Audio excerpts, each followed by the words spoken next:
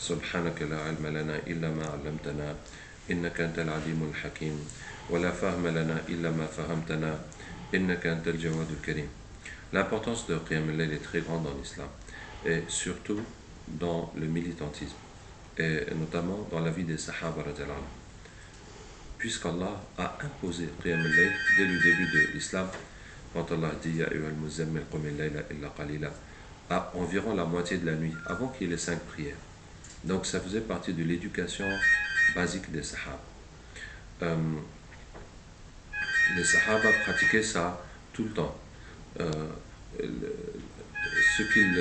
prophète sallallahu par exemple dit Man nama an hizbihi aw shay'in minhu thumma qara'ahu ma bayna as-subhi ila ad-dhuhr fakannama qara'ahu bil-layl aw kama qala sallallahu alayhi wa sallam. Celui qui dort sans avoir fait son hizb, sa portion de Coran la nuit, ou une partie de cette portion de Coran, et puis qui le lit entre le subh, entre le lever du soleil et le dhuhr, c'est comme s'il a lu la nuit. Ça veut dire quoi? Ça veut dire que les meilleurs nafilas, c'est les prières de nuit. Et les Sahaba avaient une habitude fixe. Ça veut dire une part fixe de Coran qu'ils lisaient tous les soirs. La majorité lisait le Coran une fois par semaine. Donc la première nuit, Al-Baqarah, Al-Imran, Al-Nisa. La deuxième nuit, Al-Ma'ida, Al-An'am, Al-A'raf, Al-Anfal, Al-Tawbah. La troisième nuit, les 7 sourates suivantes, puis les 9 suivantes, les 11 suivantes, les 13 suivantes. La dernière nuit, de Qaf jusqu'à Nas, qu'ils appellent les petites sourates. Donc chaque semaine, ils bouclaient le Coran entier dans des prières de nuit. Il y en a qui lisaient en moins d'une semaine. Il y en a aussi qui, au minimum, qui lisaient ça une fois par mois. Donc ça veut dire que les tarawih qu'on connaît pendant le Ramadan, c'était le minimum chez les Sahaba. Ça veut dire que c'est le plus bas des Sahaba qui fait ça toute l'année. Vous voyez? Donc imaginez que la foi que nous donne les tarawih le mois du Ramadan, si on fait ces tarawih, toute l'année, donc comment sera notre foi? Maintenant il arrive, il y a des mosquées, les dernières 10 nuits du Ramadan, ils font le Coran en entier. Donc vous voyez comment ça fait beaucoup plus de prières, beaucoup plus de Coran. Alors si on fait comme les 10 dernières nuits du Ramadan pendant toute l'année, pendant toute la vie. Donc c'était comme ça que les Sahaba vivaient. Donc je disais que ça fait partie intégrante de leur éducation. Ça fait partie de la vie des pieux. Et ça fait aussi partie du militantisme. Spécialement, Allah Ta'ala a lié la da'wa avec le qiyam al-layl.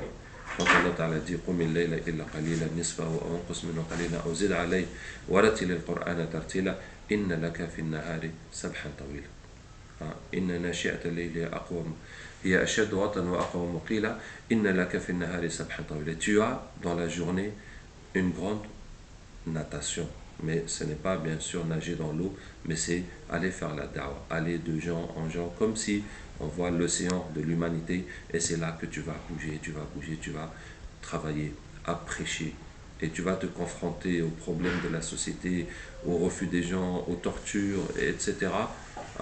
Et la prière de nuit va te donner la force d'affronter cette situation.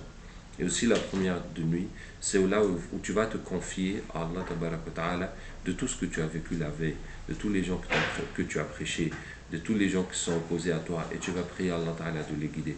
Donc la prière de nuit, ça fait partie du travail islamique.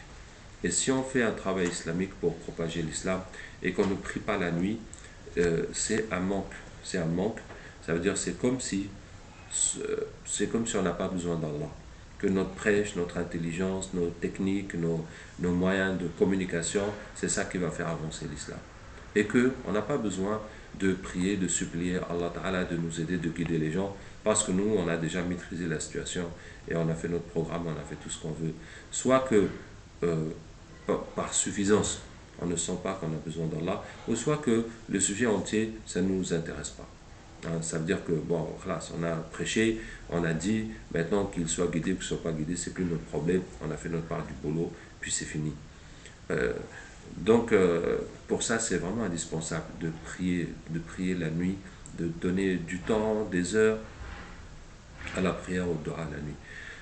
Maintenant, je vais vous dire, qu'est-ce qui peut vous arriver dans votre vie qui va vous faire passer une nuit blanche?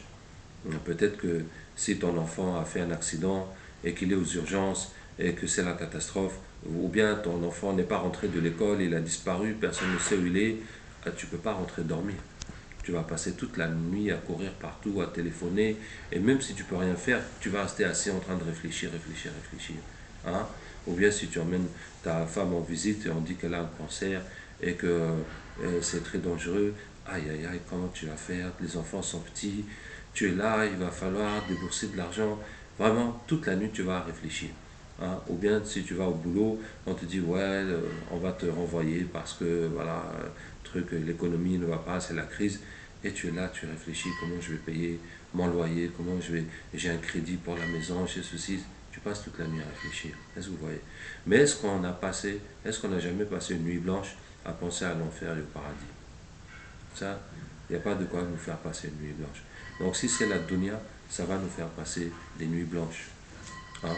Et Allah Ta'ala nous explique ainsi deux sortes d'adoration. Il y en a qui adorent Allah, mais c'est la dunya qui est dans son cœur. Et il y en a qui adorent vraiment Allah, parce qu'il connaît Allah. Donc Allah Ta'ala dit وإذا مس وإذا مس وإذا مس الإنسان ضر دعا ربه منيبا إليه. Quand l'homme est atteint par un mal, il appelle son Seigneur en l'implorant. Et quand on lui donne, quand on change le mal par le bien,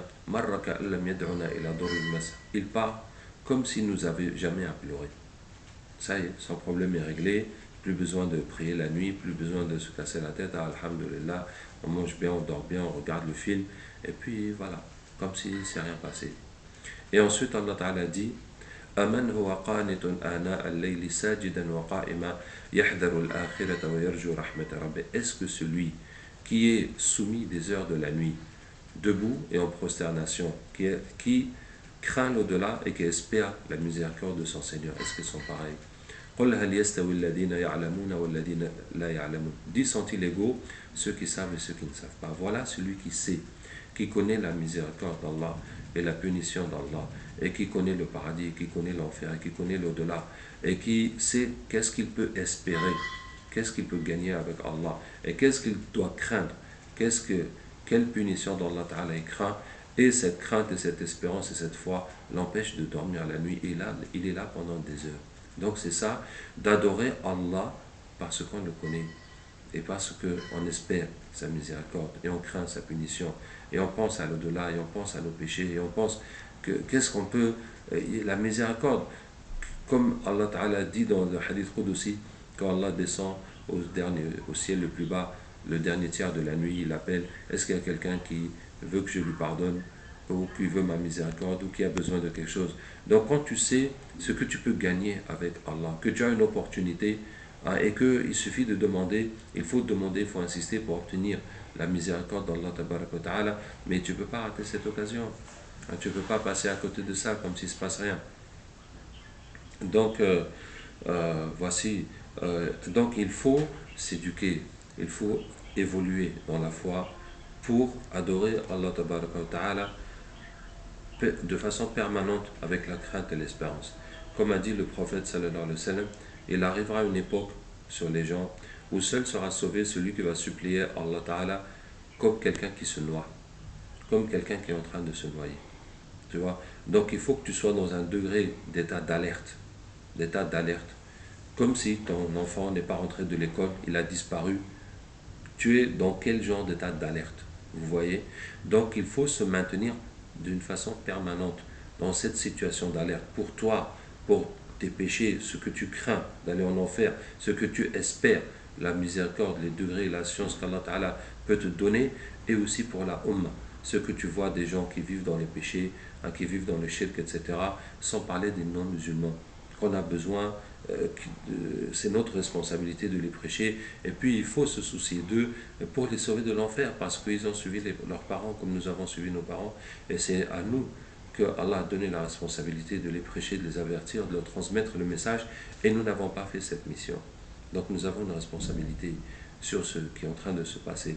Donc cette situation de l'islam, de la religion, doit nous donner un état d'alerte qui va nous chasser le sommeil.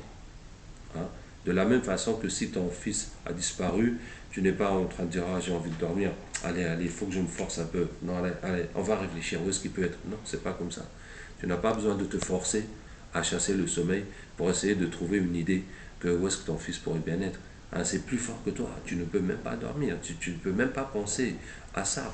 Et tu es en train de réfléchir, vous voyez. Donc il faut que le souci de l'au-delà, de l'enfer, du paradis, de la satisfaction d'Allah te préoccupe, te prenne comme la dunya, que ça remplace la dunya. C'est cette adoration que nous avons besoin. Hein. Maintenant, il faut s'éduquer progressivement à éliminer la part de dunya dans sa vie, les soucis de dunya, augmenter les soucis de l'au-delà. Et quand tu vas dans cette logique, Allah va t'éprouver. Allah va te donner des épreuves et des épreuves qui vont, si tu comprends ces épreuves et si tu réagis positivement comme Allah Ta'ala nous l'enseigne, comme l'islam nous l'enseigne, ça va enlever la dunya de ton cœur et donner de plus en plus d'importance à l'au-delà.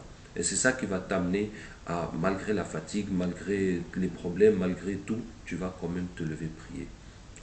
Bon, maintenant, le conseil que je vous donne pour les prières de nuit, c'est de se donner une habitude fixe. Par exemple, 11 rak'at.